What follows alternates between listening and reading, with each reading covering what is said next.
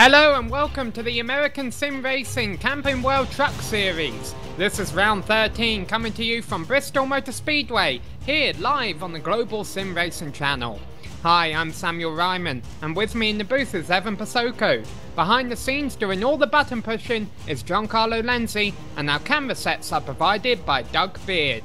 Well, Evan, this is quite a different circuit to where we were at Michigan International Speedway last week. Tell our viewers a little bit about Bristol Motor Speedway.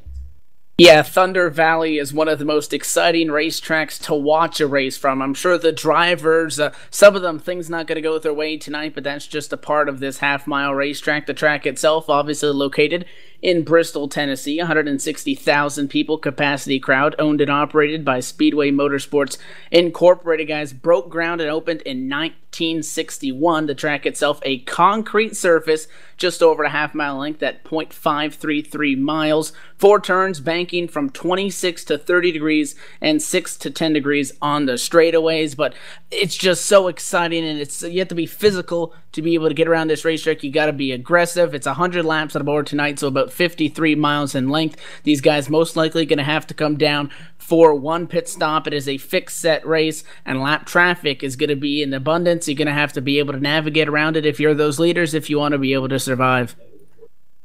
I've got to confess, I'm pretty surprised that there's only 6 to 10 degrees of banking on the straightaways here. It seems like a lot more than that. Bristol Motor Speedway, what they call a self-cleaning racetrack, in that if a wreck happens, you're probably going to slide down to the bottom, and there's not a whole lot you can do to avoid hitting those inside walls. Well, we have 12 rounds into the championship, and right now, Gary Whitson is our points leader, massive 84 points over Bryce Whitson. However, that lead will most likely be eradicated by the time the chase begins in 2 to 3 rounds time. After round 15 they will go into an 8-race chase, which the top 10 will make. Tim Johnston is 86 points back third in points, and Jason Christen and Nick Cohan round out the top 5, 87 and 91 points back. The notable names between 6th and 10th in the points are Jim Foose, currently sitting 8th in the points. He is a league organizer that was taken out intentionally at Michigan International Speedway, so he is certainly going to be wanting to rebound from that. Currently sitting 141 points back of a points leader, Gary Whitson in 8th place in the points. Jordan Harnish sitting 10th in the points, so maybe a blessing to some of these drivers sitting at the bottom of the top 10, in that he has not been in the last several races, and most likely in the next couple of rounds will drop out of chase contention. Currently the driver sitting 11th in the points is Aaron Kleinhans, and certainly when you're talking about Bristol Motor Speedway, Evan, the points can certainly shake up tonight. Very easily. And again, this racetrack, you said, a self-cleaning racetrack. It looks like it's a lot of fun when you're out there doing single truck runs, but when you get out there with a lot of guys, things can get pretty hairy pretty quickly. So it's going to be a battle of attrition. You're going to need to survive. The qualifying session just now kicking off. Some guys to take a look at. Jeff Ward was the fastest in the practice session with a 15.6. So that is the bar that has been set. But these guys, 10 minutes of open qualifying. Try to get down their fastest lap as possible. You mentioned Jim Foose, 8th in the points. Ty Hester obviously took him out. We saw that last week at MIS. Ty Hester not in tonight's race, and as far as we know, no longer going to be racing on this side of things. So Jim Foose obviously back into points. We know we talked to him, and I mean, he still has a 30-point gap or so to the 10th place machine at a point, so still has a little bit of a cushion that he's sitting on, but definitely it kind of takes away one of his mulligans that he can use here in these next few races, because you can never be too comfortable with however many points you have, because he definitely wants to be able to fight for a championship. Already seeing a bit of sliding around just in qualifying. Hopefully these drivers are getting it out of their system before the race begins. But let's talk about those practice times. You mentioned Jeff Ward at the top at a 15.6. 20 trucks put a lap on during practice, and last was Malachi Hamilton at a 16.4.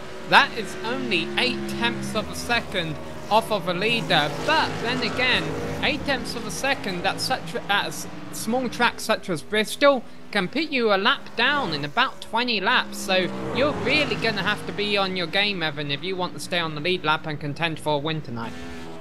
You're going to have to be on your toes. I mean, even if you're starting at the tail end of the lead lap at the start of the race, that already gives you about a straightaway behind that you are on those leaders. If you're qualifying towards the tail end of the lead lap, that's obviously going to mean that the leaders are a little bit faster than you, so they're going to be coming up on you pretty quickly. So not only if you're at the tail end of the lead lap do you have to be on your toes, but also the leaders do, and that was in our race notes, is that lap traffic is going to be very crucial how you navigate them. Are those cars going to yield high? Do you have to go low on them? And if you get caught up, even at a bad time, even if you have that lap machine and he's trying to let you by, you just catch him at an awkward point in the racetrack, maybe he's on the high side on corner exit, you can't get as much of a run. If that guy behind you, if you're first and it's the guy in second or anybody knocking on the door, those guys are going to also have to be up on the wheel because they need to take advantage of those kinds of situations. We just had a 4-truck pile up out there in qualifying. A good thing it only takes about 15 seconds to get around this place, and they have 10 minutes of qualifying. That's a lot of laps these drivers can put on, so hopefully they will all get a clean lap in by the time the session is over, which it will be in about 7 minutes time. Now I've got to confess, Evan, on the personal note, the only NASCAR win I have ever had on iRacing came at this track, and you were just mentioning the lap traffic. The way I was able to pull it off was because of lap traffic. The leader got bogged down by 2 lap cars running side by side. I was able to pass him on the low side, took over my only NASCAR win, and I'll tell you what though, there's certainly a lot of drivers up there in contention right now. We've seen week after week different winners in this series, different drivers that can certainly contend up there. Right now, Jeff Ward and Gary Whitson would be your front row, but as I say, we've still got 6 minutes of qualifying left. But really, even though it is a tricky track to pass on, if you can use strategy and work your way around the lap traffic correct, you can probably be safe starting in the top 5 here and still gun for a win. And definitely, and I mean, we talked about the facts of this track, the banking in the corners being 26 to 30 degrees, and this racetrack has a coliseum kind of atmosphere to it. So you're taking a look at these guys, they're up on those high banks, it's close quarters, it looks like, and you do have to be very aggressive if you want to be successful, but you also have to be patient. You can't get in over your head, especially with those lap cars, or if you're racing somebody for a position, it's very easy to overdrive it, get a little bit over your head, catch the fence on corner exit. So taking a look at the qualifying again right now, the top 3 in qualifying are the top 3 that were in the practice session. We have Jeff Ford, Gary Whitson, and Ricky Harden, Ps 1 through 3. So they sit the way they did now. Actually, Ricky Harden's actually going to pass Nick Cohan. Cohan was in the 3rd, and the practice session was 3rd in qualifying. So Ricky Harden, the 98, moving up a little bit, but you can tell the guys that are strong. It's about the same 5 guys that have been to top 5 all night long and now also transferring to the practice session. But also, we see cars spinning, there's trucks spinning right now. This is an open qualifier. We're past halfway, so there's under 5 minutes to go, but nobody has come within the same 10th of a second range of a 15.6 that the fastest time in practice was. Now, to be fair, the only truck that did that was the 89. But part of getting a good qualifying lap in here is just being able to get out there and find just a brief moment of clean track so nobody else messes with your hot lap and you're able to put down a solid number. And Jeff Ward, as you said, that was just able to put on a 15.6, and he now has a 10th of a second lead over Gary Whitson, but as we say, still 4 minutes left. Yeah, and I've noticed, I've been watching these trucks go around the circuit too, and it seems what's happening, the racing line here, since they redesigned the circuit, is rim ride it. You've got to get as close to that wall as possible without hitting it, and I must emphasize without hitting it, because we've seen plenty of times in practice and qualifying the trucks hitting the wall. That's okay in practice and qualifying, I suppose, but in the race you're going to want to try and avoid that, because no free repairs in this series. But it seems, Evan, that the trouble spots for these drivers is right on the exit of a corner. That seems to be where they're breaking loose a little bit, as we see one truck riding on its side going down the backstretch right there. It seems that a lot of drivers are snapping loose on exit, maybe because they're getting a bit high, a bit tight in the turns, and then getting a bit of wheel spin coming off corner exit. These guys, and if you look on board, when they drive it down into the corner, they got to wheel that thing up. The track is almost taunting them. They want to be able to think, all right, I got a lot of banking, I'm going to have a lot of grip, but that wall gets real close on exit. You can't get it over your head, and these guys are getting sideways on corner exit. We've seen several drivers, they go out, they're getting on their warm-up lap to put down their qualifying lap and try to get a better number, and they get sideways off a 2 right after exiting pit road. They bring it back down because that's how important all this time is. And this racetrack is a very different beast than any other track that we've seen, obviously completely different than what we saw last week at Michigan. But 16 trucks have actually put down a time in the qualifying session. Again, 20 of them put down a time in practice. So last right now on the qualifying charts, Jason Kristen in 16th. And again, Jeff Ward was able to get back up into the 15.6 second range in his number 89 truck. He's back on the top of it and trying to put down some more laps. But again, these guys really trying to find the balance of how close they can go, how much they can push it, and they keep hitting that wall on the exit of corners number 2 and 4. Just a little bit of testing the waters, testing to see what that limit is going to be once it comes time for the race.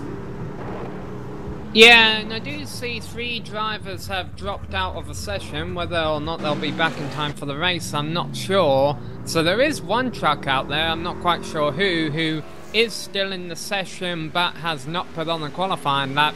And to be honest, I can't blame him. Starting at the back of the field, maybe let the numbers thin out a little bit, because it is a long race here, 100 laps. If it went green flag, it would be over in 40 minutes, but I have a feeling we're going to see at least one caution tonight. There is a time limit on this race. If it becomes a wreck fest, it is limited to 1 hour and 15 minutes. But I'll tell you what, Evan, I don't think it will become a wreck fest, because recently the American Sim Racing Series has put an incident cap limit on its drivers, meaning you can only hit the wall or other trucks so many times until you get booted by the system, and that has resulted in a lot of clean racing the last couple of races. Oh yeah, and a great example of that is the race that we saw last week at Michigan, where we saw a toned down number of the yellows, and there was a fair share, obviously, but the racing was still good. So it forces the drivers to kind of find a balance where they're not out there babying the trucks, but they're not driving out there knowing and thinking, all right, I got, say 5 quick fixes in my pocket, I would just run away with this thing. So, they're not going to be reckless. It forces them to get into a balance. This racetrack could prove difficult to be able to stay disciplined. You mentioned that the line is up at the top of the racetrack. If you want to pass somebody, you may have to pull a little bit of a slide job, throw it down low, slide up in front of them. So that could be one of the issues and one of the ways that we're going to see some of these passes been made, which can obviously lead to some contact. Yeah, and as qualifying's finishing up here, 10 seconds left, and then of course any truck that has started the lap will be allowed to finish it. Jeff Ward currently has 800ths of a second over Gary Whitson, which is actually quite a lot at Bristol. Nick Cohan is third, and Ricky Hardin, as the checkered flag flies, is in fourth. Bryce Whitson fifth, Thomas Bennett sixth. Cody Gibson and Jim Foose will be starting on row 4, and Tim Johnston and Michael Koenig. And I got through reading the top 10 without any of them changing yet. And it looks like everyone is done. So, we will have 2 pace laps here at Bristol. And let's talk about the pace car a little bit tonight. We're going to have 2 pace laps before the race starts, because it is such a small track. Now, the way you pit at Bristol Motor Speedway, if it's under green flag, you only have to go down the pit road your pit stall is on. Considering we only have 20 trucks, every single pit stall, I believe, is on the front stretch.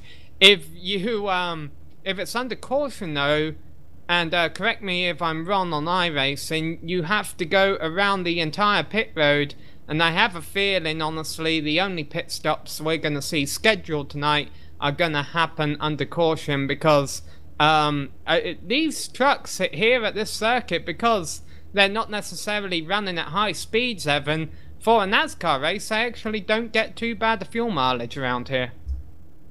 And I think that's a fair, statement to make there, but the caution is going to be coming under yellow flag conditions. It looks like right now we have 18 trucks gridded up out of the 20. I do not see Kevin Parsons or John Martin on the racetrack right now, but looks like everybody else getting ready to rock and roll. Yes, so David Gibson and Aaron Kleinhans did not put on the lap in qualifying, but will start from the 9th row of the grid. We gave you a rundown of the top 10. Let's finish out the order for you. Dan Winter is in 11th and Sean Music is in 12th. Malachi Hamilton in 13th and Carson Orbey in the number 118 truck in 14th. Alex Bates and Jason Christen round out row number 8 in their Chevy Silverados, and then David Gibson and Aaron Kleinhans are starting from the back row. Now the reason we haven't seen the field roll off yet, and there he appears right now, is because the number 21 car of Nick Cohan was not gridded up, but now he is, and I see another open spot in the field. The 12th position, which was meant to be taken by Sean Music, has yet to grid up. So I'm wondering if Sean Music is going to try and start from pit road, which might not be a good decision here, because by the time he gets out onto the circuit, he might already be a lap down. And I believe Sean is one of those drivers that we saw disconnect from the sim. I know Elbryce Woodson Jr. was one of those as well. He reconnected, but Sean Music did not join back in. So I don't think he's in the sim right now. I don't see him on track or on pit road, so he may have some unforeseen circumstances that are preventing him from taking this race green. So, meanwhile, we see the pace car, the Ford Mustang pace car leading them around. Lights are off, but we're not going green this time by as they cross the finish line. We will be going green next time by. Jeff Ward in the number 89 Jack Link's beef jerky truck there on the inside row. He is going to be starting from pole, and honestly, Evan, that might be a bit undesirable. The outside line is the place to be. He's really going to have to race Gary Whitson into turn 1 if he wants to keep that lead. Yeah, iRacing does not give the leader the ability to choose inside or outside. Outside may be the place he wants to be, so the 89 is going to have the advantage of being the control truck on this restart, so we may be able to try to sneak in front of the 13. We're going to find out. We are going to find out right now, because there goes the pace car off down into the pit road. Jeff Ward has control of the field. Hopefully none of them spin their tyres. With green flag, Gary Whitson gets a good start, but then he spins his tyres. Jeff Ward has the whole track to himself. Now he can go upstairs. For a moment now, I thought Gary Whitson was going to have the lead, but he may even lose second. Nick Cohan in that yellow and purple truck, giving him a fight for second. Jeff Ward comes around and will lead lap 1. The 21 truck tries to slide up in front of the 13 of Gary Whitson, makes a little bit of contact, and now the 13, you see, getting the run on corner exit, so the 21 of Nick Cohan tries to use the bottom. He's going to have to try to slide up in line. Can't get it done. A great run by the 13, this time by the stripe, going to be nose-to-nose for second, and a Sunoco Chevrolet of Nick Cohan on the bottom is not getting it done. Rather, the Sunoco Chevrolet of the 13 of Gary Whitson completes that pass for second. Now the 98 wants more of the 21. Yeah, while this is all going on, it's allowing Jeff Ward to run away. Nick Cohan dropping back, and as you say, Ricky Harding gets up into the wall in that 98 truck, but still scraping the wall as they go down the back stretch. That's certainly not going to help the handling of his Silverado. He is getting a bit loose on the exit of 4 here. I'm a little worried about Ricky Harding. I think he's trying to overdrive it a little bit early on here. He's able to get now, and he's clear of the 21. The 21 of Nick Cohan nearly had that 13 of Gary Whitson cleared for second, and ever since then he's been going backwards on the bottom of the 98 and run trouble. Front stretch. It is Cody Gibson, and it has brought out a caution.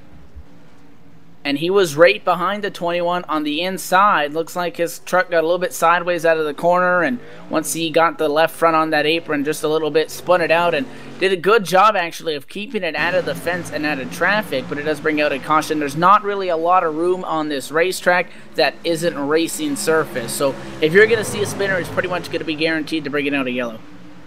Yeah, and that's the problem with being on that undesirable low line. You really have to push the turns just that little bit extra harder to make sure you don't lose too many spots to the trucks on the outside on the high line. And Cody Gibson, as a result, is going to lose over 10 spots due to that, and that is going to be hard to make up, although he will be able to make a bit of it up as some of the leaders come into the pits. Mind you, he comes into the pits too. Aaron Kleinhans is down pit road, Alex Bates and Malachi Hamilton also, and I see a bit of damage on Malachi and Alex's truck, so already there's been a bit of beating and banning that hasn't been able to pick up be picked up by the cameras because, quite frankly, Evan, there was just a lot of action there early on.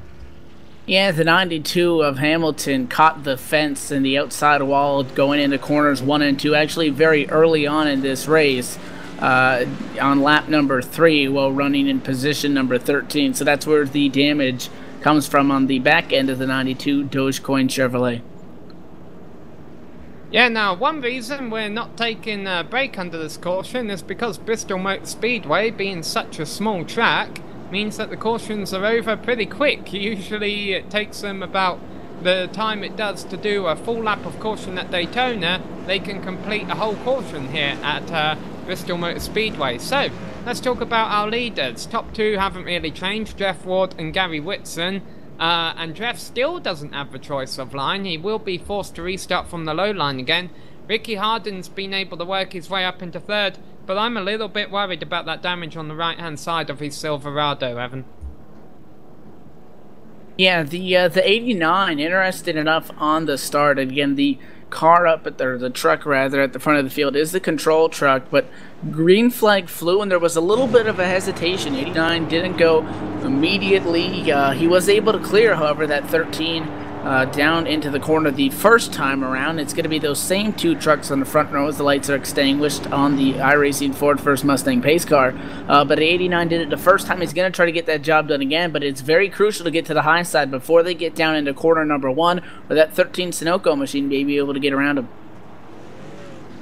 Some very nice paint schemes out here, getting some good views on them. Unfortunately, I don't think they'll last that way for very long. The pace car takes a hard left turn, comes down pit road. Jeff Ward is going to have to try and get a good restart once again. Let's make sure no one spins their tyres. It's going to get harder and harder to get clean restarts as these tyres begin to wear off. Jeff Ward, though, out in the lead once again. Gary Whitson up on the high side, but Ricky Harding clears him for 2nd, and he's got upstairs all to himself if he wants it. And I'm being told there's a spin there. There he is. 92. The 92 is going to go around down the backstretch all by himself. And no contact with the wall. No caution. The 92 is going to spin it out again, trying to get back up to speed, and now gets the inside wall. And still no caution because he's not on the racing line and lets the whole field go by. He's now 1 lap down and in a very destroyed truck. That's Malachi Hamilton. And so that is certainly going to make his race a lot tougher. Meanwhile, Jeff Ward has been able to pull out to about a half a second lead over Ricky Harding. But I'll tell you what, let's watch the lap times as they come across this time by. Jeff Ward a 16.1, Ricky Harding a 16.2, so he drops off a little bit. But I think he might have the pace to hand with Jeff Ward. We've seen Ricky have an impressive pace at tracks earlier in the season. And who's that downstairs in the yellow? Oh, there's one truck sideways on the front stretch. Thomas Bennett able to save it. No, he's not. Another truck sideways, the 21. Able to hang on to it. That causes a backup mid-pack as well. That's Nick Cohen.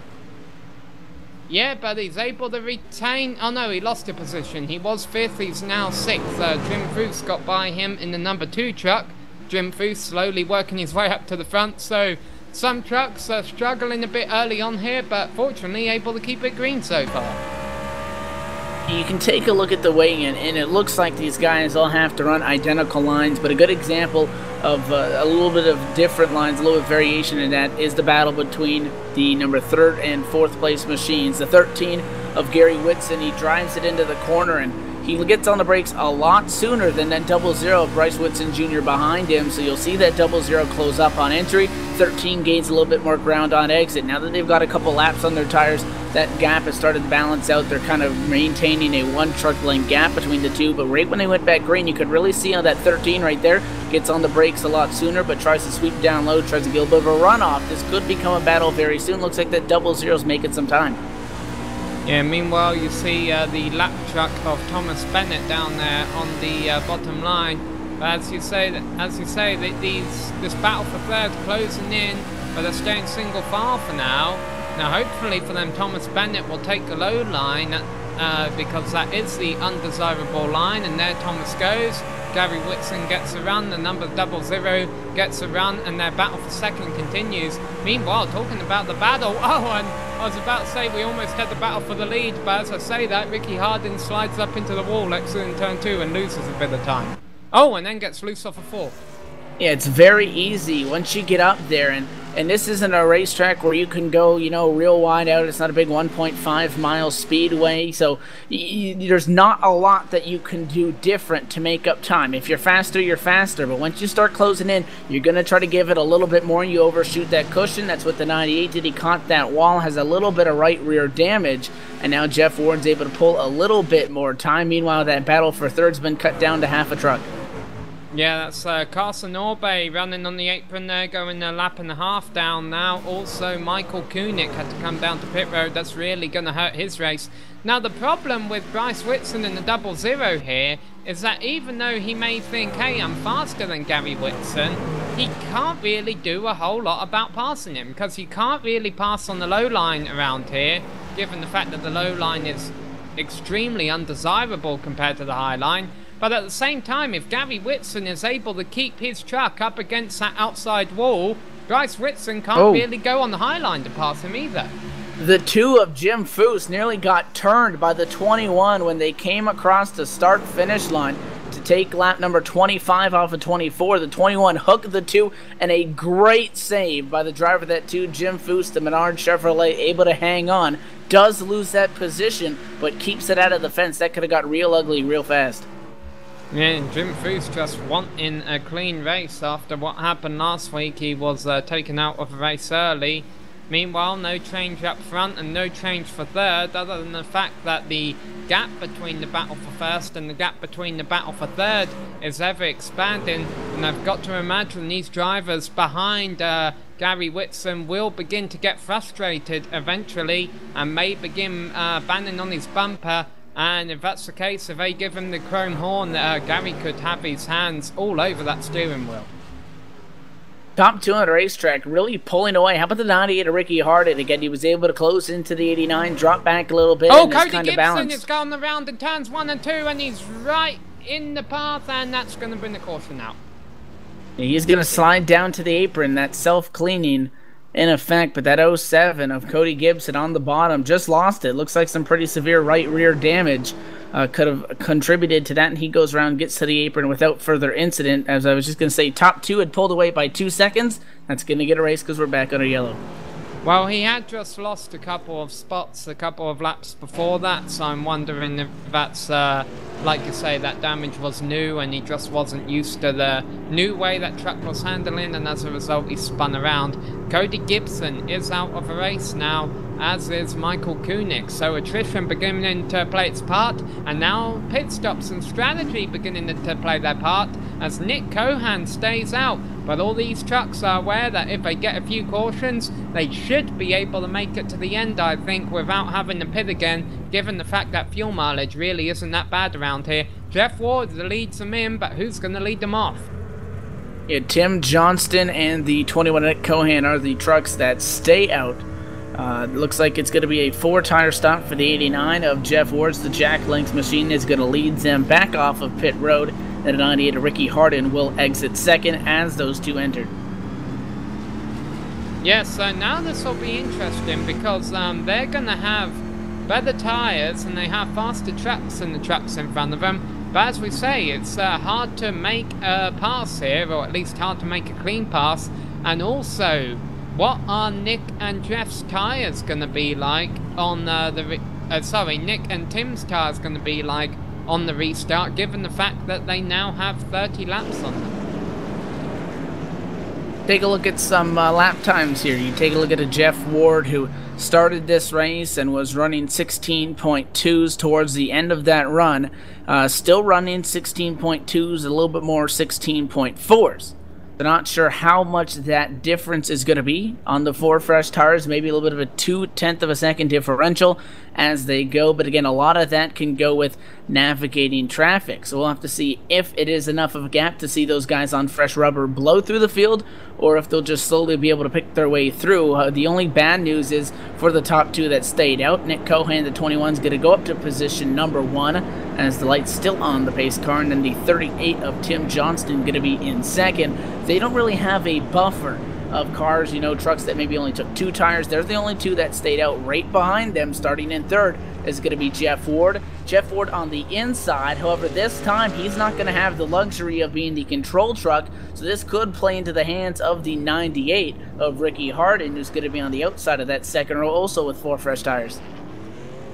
Yeah, but let's not forget that Nick Cohan and Tim Johnston are regular front runners, so even though they haven't really featured at the very front of the field today, they certainly know what it takes to run against these drivers such as Jeff Ward, Ricky Hardin and Gary Whitson, who sit in 3rd, 4th and 5th respectively as the lights on the pace car go off.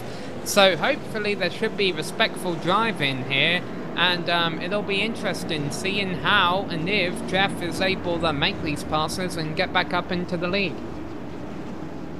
It's going to be interesting to see if the 89 or the 98 gets the advantage out of the 2 cars that are on 4 tires, and also how well the 21 to 38 hold up front. We're about to find out in just about 10 seconds from now, because the pace car is about to make the hard left turn for the 3rd time today, the first time to start the race, and 2 cautions since then. Already a 3rd race distance, and Nick Cohan is on the gas early, and look at the wheel spin by Tim Johnston. That's going to hold Ricky Hardin up, and that's going to give Jeff Ward 2nd place. Ricky Hardin disposes of Tim Johnston easily in turns 1 and 2, or does he? Still running side by side in turns 3 and 4. Tim is fighting back.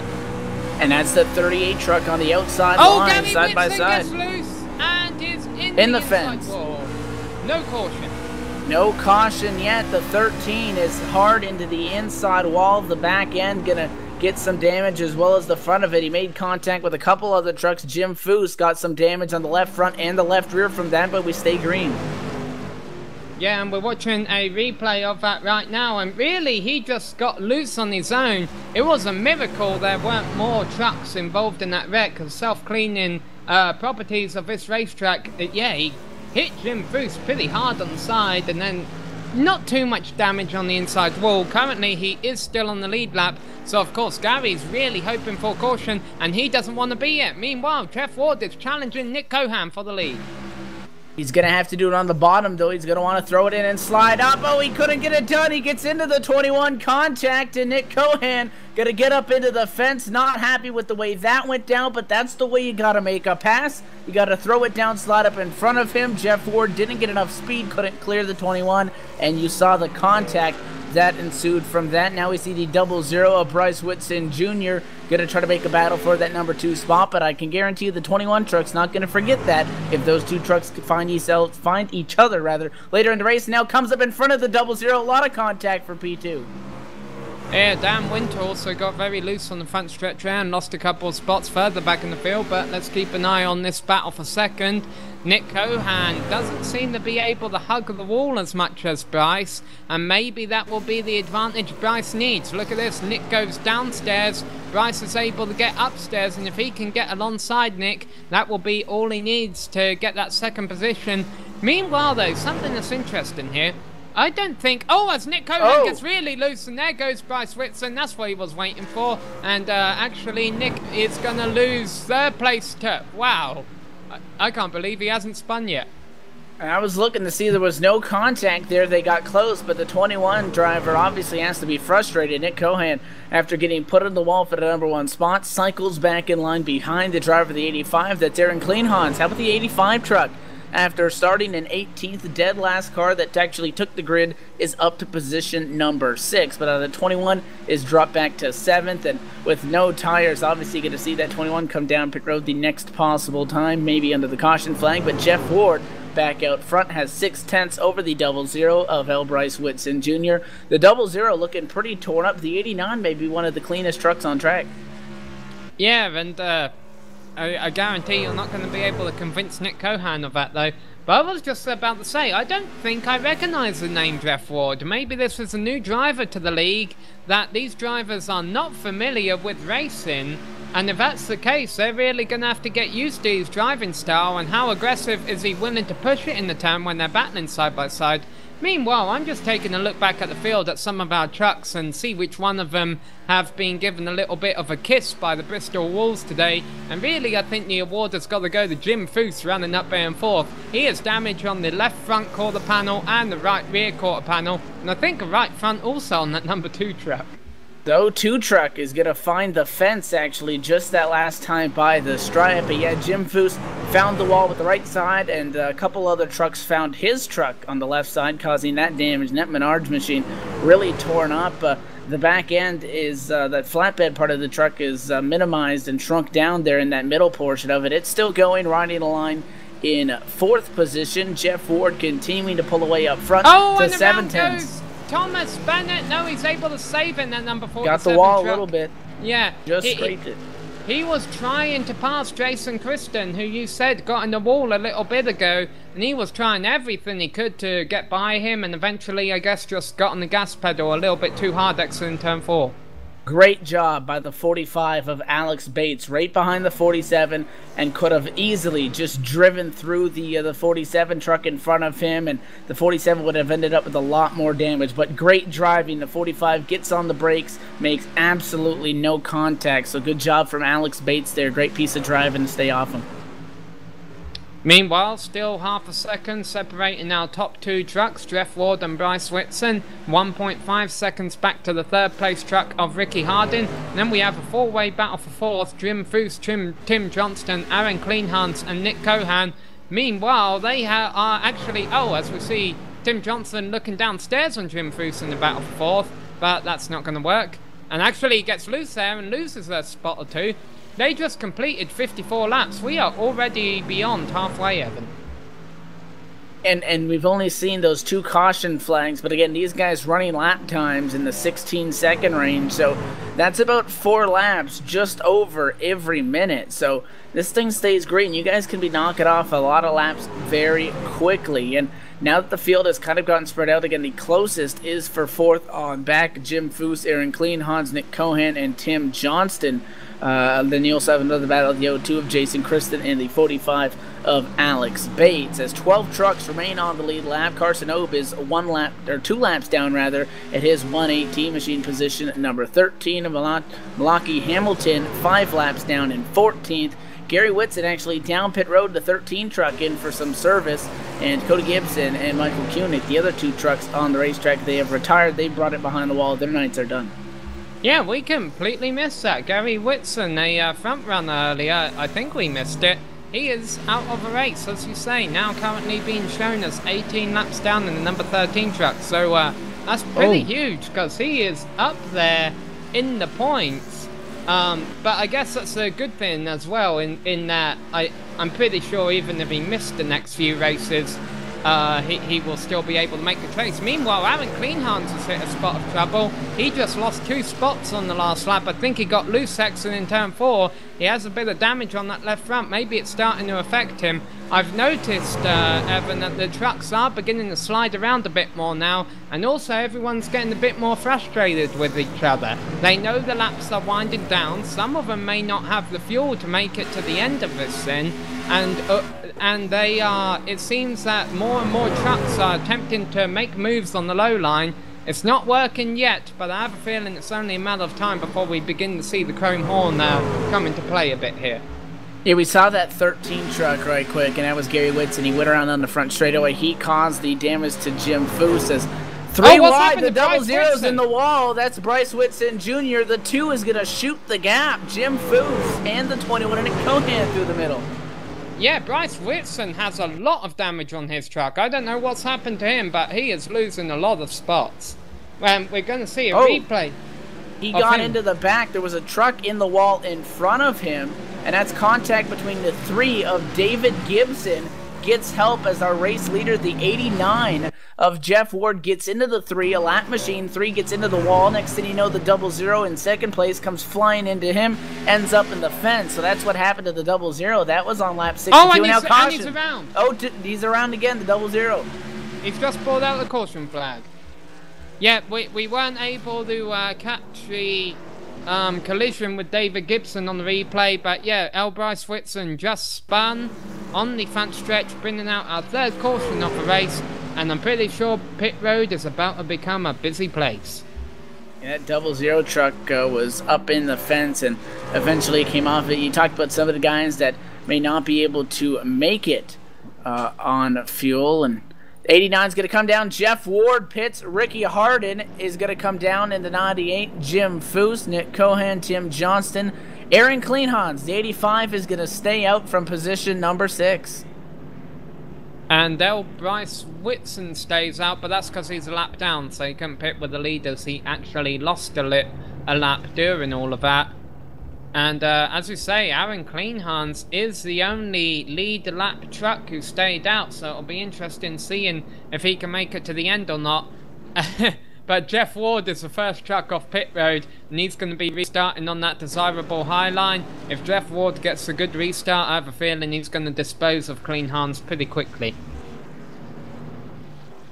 For sure, and Jeff Ward is going to come out of pit road as he did, enters and exits the first truck on and off of pit road. 4-tire stop and gas for the 89 Jack Link Chevrolet. So he cycles back out on track, and again, the truck you see in front of him, the 85 of Aaron Kleinhans, started this race in 18th, was the last truck brought up the rear of the field. And in regards to the 2 cautions that we have seen, this 85 truck has already pitted back on lap number 32, so fuel may be possible to make it for the 85 truck. So he'll be in control of the field. He does not have the fresh tires. He has about 30 lap old tires. His car is destroyed. I mean, it's pretty beat up on the left side. The 89 of Jeff Ward has fresh tires. His truck looks pretty clean. I think that 85 is going to need a little bit of luck and a little bit of assistance if he wants to hold off that 89. I hate to say it, but one thing we have not seen this race is a wreck on one of the restarts, and if this race went on long enough, I would say it would be inevitable. Hopefully 100 laps is short enough where it won't be the case, but I'll tell you what, if there's one person who kind of hopes it does happen, it's probably Aaron Kleinhans, because that's really the only advantage I can see here. Like I say, he's got older tyres, he's got a beat up truck, he's going to be sliding around a lot compared to these leaders who have been faster than him today. And when you are Aaron Kleinhans pretty much one or two races away from getting into the chase, as Jordan Harnish is going to drop out the top 10 in points within the next week or two here, I wouldn't really be wanting to take chances. I would be saying, hey, let's get a solid top 5 or top 10 finish, guarantee yourself a spot in the chase, and then perhaps begin racing for the win in the next race or two. But that doesn't seem to be his approach to this race, Evan. No, for sure, and the lights have gone off on top of the iRacing Ford First Mustang pace car, so we're going to see how this all shakes out. Everybody in the field, 4 fresh tires except for Aaron Kleinhans, who's passed 17 trucks to get to where he is right now. We'll see how this shakes out. Well, I said you could win from 5th today. Aaron Kleinhans is going to try and see if you can win from 18th. Well, let's watch. The pace car comes down pit road. The 3rd caution completed here. It came out for Bryce Whitson, who is no longer on the lead lap. Aaron Kleinhans late. Oh, tires spin big. Tires. And it's going to be 3 wide. The 98 of Ricky Harden through the middle of the 85's already back to position number 4. Even more, and now trouble. 2 cars spinning over in turns 1 and 2. Malachi Hamilton and Bryce Whitson. And the 00 is going to claim responsibility for it with some heavy right front damage. Claiming responsibility, got up into the 92 Dogecoin Chevrolet. That's going to bring out another quick caution, but the 85 of Aaron Kleinhans went really, really late on that. And even without the tire spin, I think Jeff Ward would have beat him to the start-finish line. The 85 just did not get going, got on the gas, spun the tires, and went down to the bottom. A 3-wide move by the 98 of Ricky Harden is going to put his Chevrolet up into the number 2 spot. That could be a very beneficial move, and one move that could end up putting that 98 in victory lane. That gutsy move to go through the middle, because he'll take this next restart coming up once we cycle through this caution period on the outside of that front row. But nobody that we have seen yet has really been able to challenge the 89. The only truck that we have seen be up there is that 00, but Bryce Whitson Jr.'s night has gone downhill quick after catching the back of the 3 truck there. David Gibbs in the lap machine going in 1 and 2. Well, fortunately, with bad nights for Carson Arbe, Malachi Hamilton, Gary Whitson, Cody Gibson and Michael Koenig, even if race ended now, Bryce Whitson would finish in 12th place, which honestly isn't too bad. And Gary Whitson actually getting a wave around there, not that that's going to help him a whole lot, he's 21 laps down. So, The pace car goes across the line and the lights stay on, so we will have only about a quarter of this race left when we get going again. But now I want to point out the flaw in Aaron Kleinhans's strategy here. His track position payoff really hasn't worked for him because he's already back down to 4th. And if he gets boxed in now, knowing he can't get a good restart, he doesn't have track position, he doesn't have a clean truck, he doesn't really have good tyres, it's going to be a long 25 laps for Aaron, I'm afraid. And he cut up in front of the 21 of Nick Cohan there before the caution flag flew. Remember, the 21 got essentially wrecked at a first place. A slide job that Jeff Ward tried to put on him and ended up not clearing him, put the 21 truck in the fence. So the 21's not happy already, sitting in position number 5 as Cohan Chevrolet. So that 21 Bully Hero Vineyard Chevrolet could get very aggressive also moving forward as we have passed. We're done 3 quarters and down to the final home stretch of tonight's race. I've got to be honest, although Jeff Ward, as you say, has been the most impressive driver tonight, I want to say the most impressive driver of the past few weeks has been Ricky Hardin. I believe he has contended for a win in pretty much every race he has been in the last few weeks, from Michigan, the Pocono, and now here the Bristol. And given that, and I believe he actually won Pocono. No, he won Michigan. Given that fact, he is now currently 16th in the points, and obviously a win here with Jordan Harnish not in the race, a couple of the drivers in front of him probably going to get bad finishes. I'm really hoping for Ricky's sake that we'll see him in the chase when it starts in 3 rounds' time. We're going to be going on board with this 21 machine, who's going to be restarting in 5th, down the back stretch and down to 3 and 4. Field going to be in the hands of Jeff Ward. Yeah, so we'll ride on board Nick Cohan. Remember to watch the beat up truck there on the high line of Aaron Kleinhans, see what kind of restart he gets. His saving grace is that he is on that desirable high line. Jeff Ward goes, he is already clear of Ricky Hardin. Aaron Kleinhan's able to keep control, but he has already fallen down to 5th place. For the lead. Ricky Hardin going for the lead. To the bottom, he's not going to be able to get cleared as he try to make a move in 3 and 4. He gets to the door, to the quarter panel, not enough. Jeff Ward on the high side going to clear him for the number 1 spot. And eventually he had to give it up, because if he began fighting down there too much, Jim Foose was going to get above him and challenge him for that 2nd position. Jeff Ward now going to run away a bit. They're coming to 22 laps to go as they cross the line. Ricky Hardin takes the peak once again. Jeff Foose there to take advantage. If it doesn't work for him and they're getting really close to Ricky running into his bumper now, Ricky is getting much better entry into the corner than Jeff, but then he kind of catches up with Jeff in the centre of a turn and can't do anything on exit. This is great hard racing. The 21 of Nick Cohan is being held up by the 2 of Jim Foose. Continues to knock on the back bumper. Then the 2 gets loose, has to check up. Nick Cohan to the bottom once again. He wants that 2 truck to let him on by, but when they were riding in line, the 21 keeps getting that run off the corner. And again, there gets to the back bumper. So the 21 trying to make a pass for that spot. Can't do it once again. He may be careful. He's got to open up the door. That 38 of Tim Johnston may be able to try to sneak on by, but because they are battling, the top 2 have pulled away by 8/10. Yeah, I'm going to say, and why not stay in 4th place? You get the desirable outside line if you get another restart. Yeah, so it finally looks like Nick has settled into 4th, says, alright, let's get going again here, let's put a bit of a gap on Tim Johnston. Who's that in the wall back there? Thomas Bennett. Oh, Thomas Bennett getting really loose off of turn 4. He's able to hold on the 7th position for now, but that 47 truck is sliding around a lot. He's in the wall over in turn 2, and they're beginning to look. Oh, and look at this, Nick Cohan is challenging Jim Foose again. Gets very close off of turn 4, and this time he's not going to quite be able to pull it off yet, but he is giving it all he has got. And this is a situation where you're going to see that 21, who's been knocked around a couple times in this race, give the boot to the 2 of Jim Foose. Not maybe the smartest idea. We've seen what happened last week at Michigan. Of course, that was under caution. But the 21 truck is faster. Look, they get up in line. The 21 gets to him, continues to knock at the back bumper of the Menard Chevrolet of Jim Foose. But once they go down to the bottom, it's just so hard to pass that he can't get the job done. So the 2 is really holding up Nick Cohan, and he's going to be testing his patience.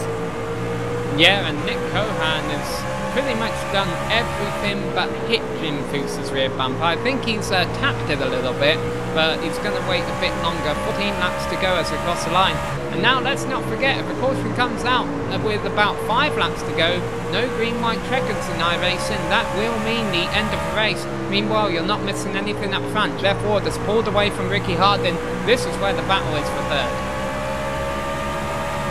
Yeah, these guys still going at it. The 21 is getting more and more aggressive, continuing to go to the bumper. There he's going to turn the 2 of Jim Foose. Caution is going to fly down the front straightaway. And he just held him up for too long, and he gets the boot. Jim Foose around, keeps it out of the wall. Caution flies. Nick Cohan to third. Yeah. If it was any other track, I would understand Jim Foose being a bit angry with Nick Cohan, but that's Bristol, baby. And we're getting that replay up, but I mean, we saw that coming, and you can't really blame the 21 of Cohan, and he was very patient. He sat down there in line for about 10 laps, tried to make the pass, couldn't do it, kept knocking on the bumper of the 2, saying, let me go, I'm faster, kept letting him know he's there. The 2 truck didn't do that, and eventually it ends up the 2 truck goes around. Now, good for Jim Foose is that he was able to keep it out of the fence. However, his truck already has a significant amount of damage, but he keeps it out of the fence and avoids any more further heavy damage. But, I mean, I don't really think you can fault that number 21 truck in that situation, because he was pretty patient for the time that he stayed behind that 2. That 2 was just too much off pace for Cohan and also Tim Johnston to be, you know, slowing down and riding around behind him.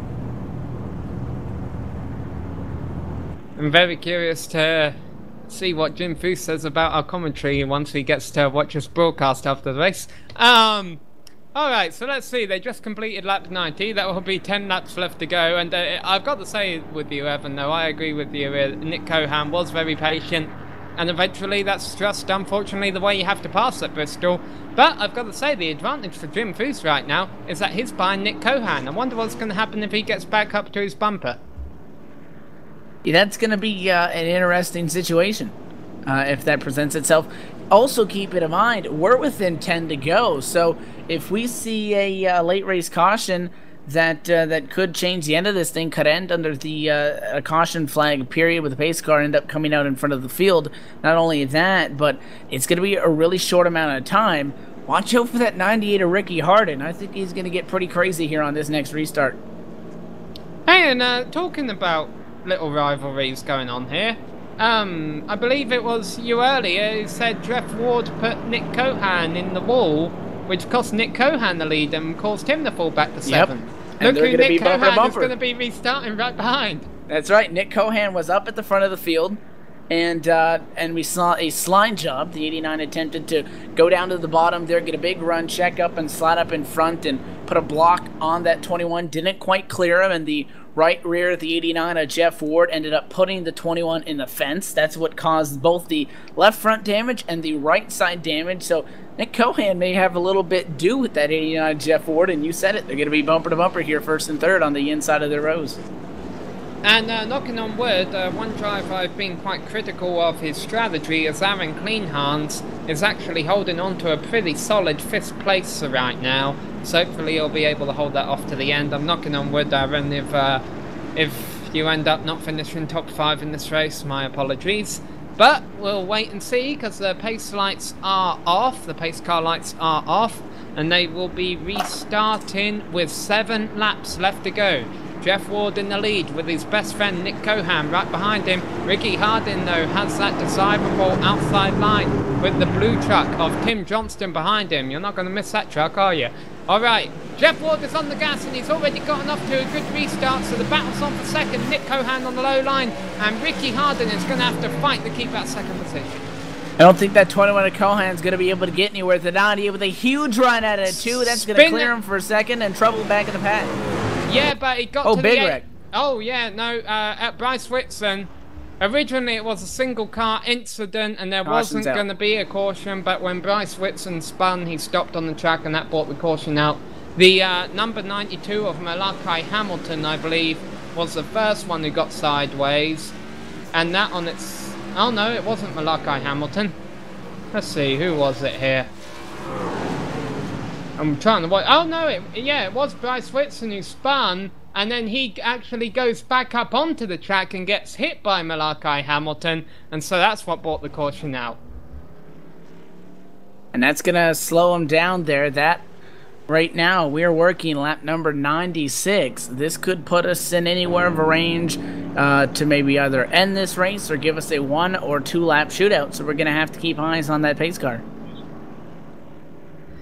So, Jeff Ward is still in the lead and looks to be able to hold on to it so far. Ricky Hardin will restart once again in second. And who's in the wall there on the... That was weird. Carson Orbay got in the wall on the front stretch under caution. So where were we? Jeff Ward in the lead, Ricky Hardin second, Nick Cohan third, Tim Johnston fourth. I'm pretty sure that's what it was like before the previous caution. The changes is that Thomas Bennett and Jim Foose have worked their way up to 5th and 6th, knocking Aaron Cleanhans down to 7th, so I guess he did get a bad restart after all. Alex Bates is in 8th, and Jason Kristen is in 9th. Dan Winter still on the lead lap. He rounds up the top 10, Evan. Yeah, David Gibson, the last car on the lead lap in position number 11. L. Bryce Whitson Jr., the 001 lap down in 12th. Carson Obe, the 118, 13th position, 3 laps down, 8 laps down. Malachi Hamilton, the 92, is 14th. Gary Whitson is 20 back. He's 15th position. 16th is Cody Gibson. He's out of the race, 67 back, and 74 back. Michael Koenig also out of it. Round out your 17 truck field. Alright, it looks like... Well, I'd say there's not green-white checkers in iRacing, but that is pretty much what we're going to get here, because there's a cross... Oh, no, it's not. The lights stay on. So, the lights are going to go off, I would assume, as they come around to complete lap 98. It could be a 1-lap shootout here at Bristol Motor Speedway, and that means a caution will not end the race. If they take the white and the green at the same time, they are racing to the checkered flag. And that means every single truck could crash, and we'll see who can limp it home to the finish. And we believe it is going to be a 1-lap shootout. You see the 98 of Ricky Hardin. He's ready to go. I think he's going to have to make that move in 1. As soon as that 89 transfers up to the high side, that 98 is going to have to make a crazy move. If he's within 2 truck lengths, he's going to get pretty crazy down to 3. Let's watch a pace car here. Do its lights go off? Yes, they do. That is not a good sight for Jeff Ward. I'm sure he would have liked to have had an extra lap of caution, and he would have been the winner. But no, he is going to have to hold on to Ricky Hardin, who has a desirable line. Nick Cohan, who he kind of put in the wall a bit earlier. But as you could say, it could be anybody's race. We could talk about David Gibson winning this thing. Yeah, we're going to have to find out. Down the back straightaway for the second to last time. Pace car is going to dive down to pit road momentarily. Jeff Ward in control. Here we go. This is why Bristol Motor Speedway has so many fans, because of half-a-mile shootouts like this. Jeff Ward on the gas. He spins his tires a little bit, and that means Ricky Hardin. Oh, he's there. There's a crash back in the field, but that doesn't matter anymore. Jeff Ward sliding through the turn. Ricky Hardin looks to the outside. He's going to have to try and go under him in turns 3 and 4. It's not going to work. Jeff Ward is going to win. Ricky Hardin gets second, and I don't know what's going to happen after that. Tim Johnson got third. We see one truck 47 around from 5th. That's Thomas Bennett, but as you say, he still crossed the line in 5th. Yeah. And the 98 was very patient for that last lap shootout. He almost was able to hang there with Jeff Ward through 1 and 2, but the 89 just got clear enough to force the 98 to have to try to think to the bottom. Didn't have enough room to get a slide job going and ends up walking away with second. So Jeff Ward, the dominant truck, by all means in tonight's race, is able to walk away and survive a late race restart to get the checkered flag as he burns it down on the front. I'm very, very impressed with the last lap there. We did see some spinners, but they were trucks that were a lap down. The only 2 lead lap trucks that spun were David Gibson, who was 11th anyway, and Thomas Bennett, who still crossed the line in 5th. We're going to take a quick break and then come back to talk to your winners.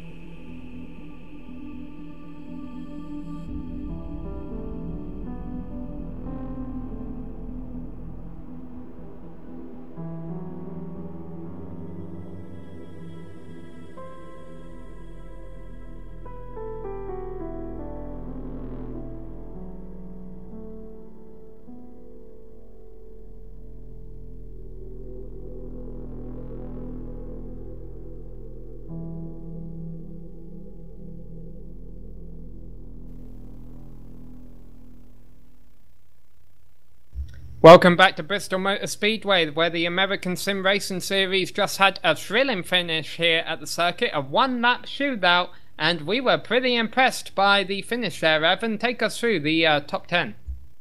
Yeah, Jeff Ward was able to hang on for one more lap. He comes home tonight's big winner, the 89 truck in victory lane. Ricky Harden put up a fight for it down into 1 and 2, able to come home in second position.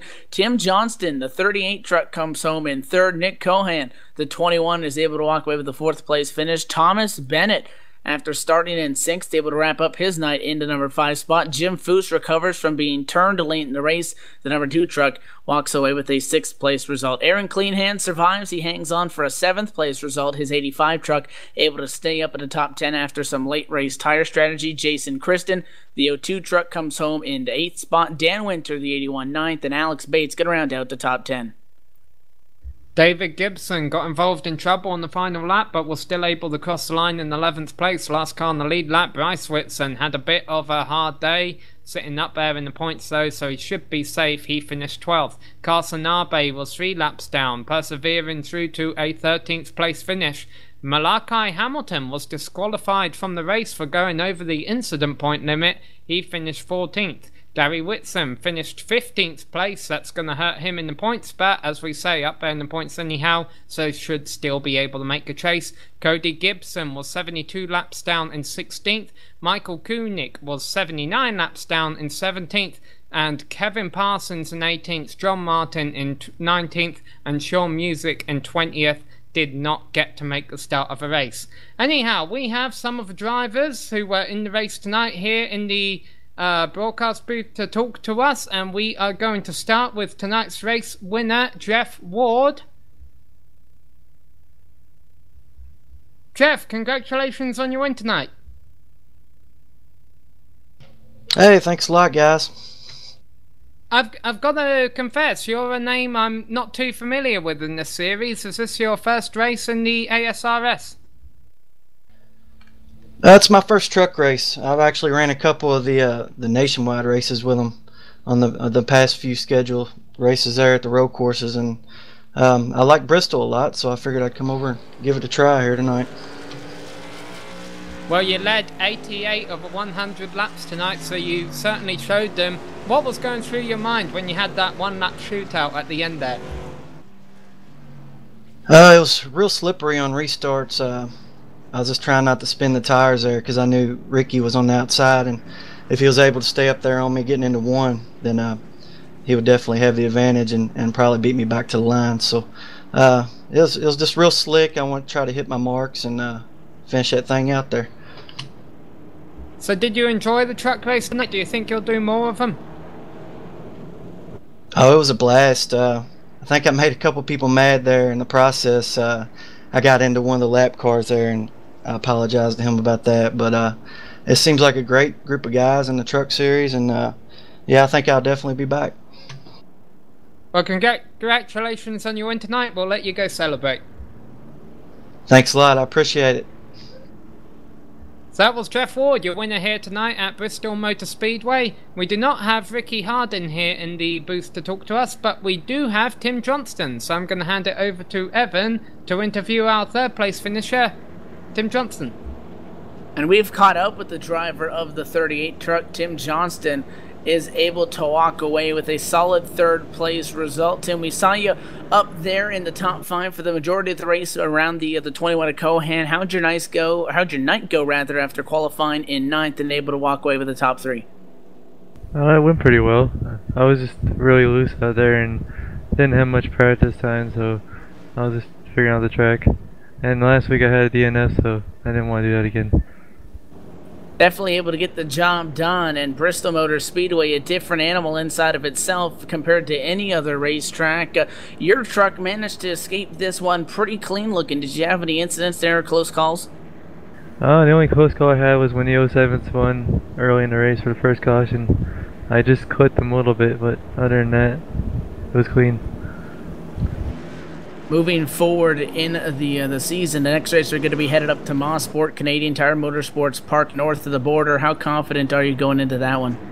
Very confident. I love road course racing, and I've always been a part of road course racing in other leagues, so can't wait. Before we let you go, anybody you want to thank on the 38 crew? Just want to thank Skype, McGee, and Dizzy Motorsports for all they taught me. Well, congrats on the top 3 finish here tonight, and good luck moving forward next week to the road course. We look to see that 38 truck up front. Thanks, guys. That is Tim Johnston. Him and the 38 Skype Chevrolet going to come home in 3rd. Alright, now we're gonna talk to our 4th place finisher who had a very interesting night, Nick Cohan. Now, Nick, I've got to confess, it looked like you were involved in a couple of minor incidents out there, but I'm looking at the race results here and it's got a big fat 0 next to your incident point number. Were you involved in contact with Jim Foose or with, I believe it was Jeff Ward out there at all tonight? Yeah, on the one restart, I was on older tires and Jeff was flying through the field and just drove in a little harder than I thought, and we got together. It was no big deal. That was racing. Plus, like I said, I was on older tires.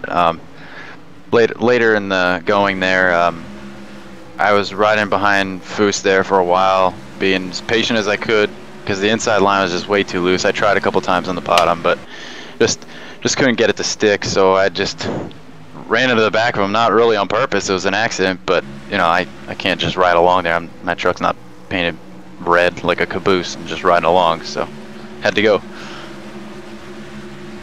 Yeah, so I noticed you were just over there talking to Jim Foose a moment ago. Were you able to discuss the incident at all? What did you conclude? I was actually talking to my teammate Tim, who finished 3rd. Me and Jim probably won't talk about it. I'll just leave it there. Alright, that sounds like a smart decision. Well, you were able to pull off a solid 4th place finish despite all that action tonight. Certainly not going to hurt you in the championship standings. We go to Mosport in a couple of weeks. Are you looking forward to the road course? Yes and no. I like doing the road courses. They're a lot of fun. I love the shifting and all that, and it definitely makes you sweat for just a video game, but I don't really finish well there. So like I said, I'm excited, and just gotta get a consistent finish like I've been doing the past couple weeks, and just keep rolling like this and head into the chase with the momentum. Well, sounds like a plan. Congratulations on your top 5 finish, and we wish you the best of luck for the next couple of races. Alrighty, thank you. Alright, now we're going to speak to our 6th place finisher, Jim Foose, and I'm going to hand it over to you, Evan. Yeah, we've caught up with the driver of the number 2 truck, Jim Foose, coming home in position number 6. Jim, an improvement over last week's race at Michigan. Didn't go the way you wanted. Your Menard Chevrolet has quite the number of battle scars there. How'd your night go down? Well, you know, it was really going good for the first 3 quarters of the race. We got the 13 got loose kind of early, and yeah, probably about the midpoint, and lost it on the straightaway. It came back up and clipped us, but the truck was fine. You know, nothing really wrong with it. We got turned there towards the end, and just kind of sent our night backward a little bit. I think we dropped down to 7th from 3rd, and then climbed back up to 6th. So the late cautions obviously didn't help us. So just really happy for the Menards guys to bounce back like they did this week, and put a solid truck on the track, and put everything that happened last week behind us and ready to move on, as we need to do, because the chase is coming up in 2 races, and according to my calculations, we're locked into the chase as long as we start Mosport in 2 weeks. So pretty happy for that. It's been a long season to get to this point. Yeah, for sure. Tonight, race 13 of 15 in the regular season portion of the racing action coming to a close. You mentioned we move forward to Mosport, Canadian Tire Motorsports Park, moving forward. How confident are you at that road course there? Well, we had a solid finish last year. Was the only driver that completed the race with 0 incidents, including off track. So pretty happy about that going there. Only raced there twice before. The truck race last year, and a K&N style series way back, probably 2005. So you know, the road courses have been a downside for us my whole career, but we had a solid night last night in the Herbalife series over at Mid-Ohio. Led almost 2/3 of the race, and thought we were going to get us sneak us a win there, but just wasn't meant to be last night. But put on a good performance. I think that we, with a little bit of practice, we have a test scheduled for the Menards team next week up there, so we should be okay. Just gotta relearn the track, learn the braking points, and get this Menards Chevy to run real good in Canada, because we want to put on a good show for those fans. And definitely, for sure. Before we let you go, I know you mentioned Menards. Anybody else on the car sponsors, shout out you want to throw out there? We got a bunch of Menards partners on the car all year long. Great Lakes Wood Floors, Ideal Doors, Obato's on there this week, Sundrop occasionally. Had Hurley Clothing Line a couple weeks ago. The Highway, Sirius XM Channel 56. I think we have a couple things in October with Breast Cancer Awareness Month, and then we're going to do a St. Jude's truck and a Nationwide Children's Hospital along. It's going to be Menards themed, but it'll be pink and purple and all kinds of crazy kid colors. So all the great people that are behind us and put on a good program for us. Also Smoky Mountain Herbal Snuff from our Herbalife Series team. And actually, once again, congratulations on able to walk away with a 6th place finish, bouncing back, and we look forward to see what you and your team can do moving forward. Thank you, guys. That is Jim Foose, the number 2 Menards Chevrolet, after starting back in position number 8, is able to walk away with 6. Samuel? I have one more question before Jim, before he gets too far away from us. Jim, the race at Motorsport in 2 weeks, you're the league organizer. Will there be cautions during that race or not?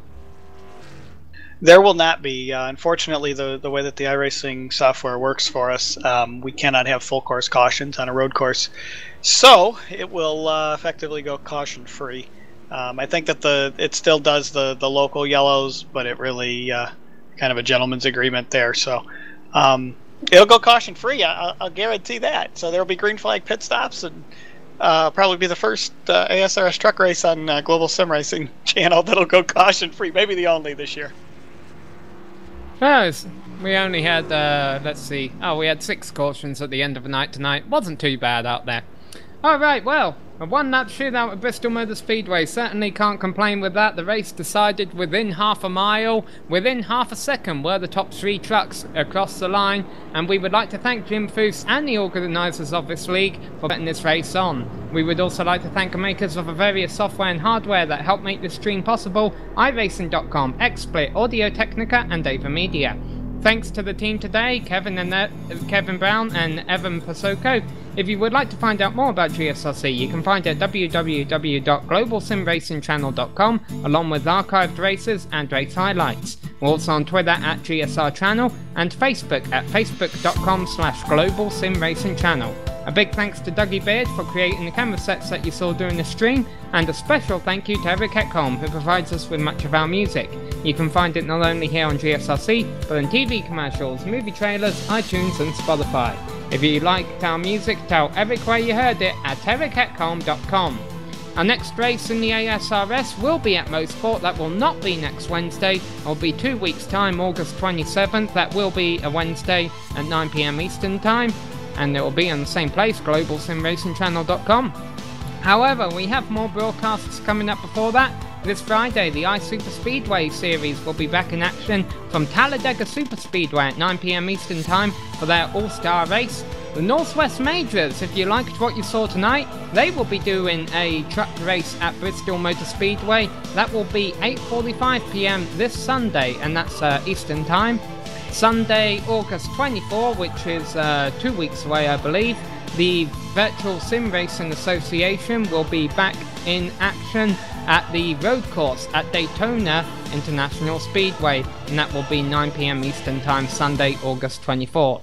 So until then, race clean, race hard, and I'll see you on the track.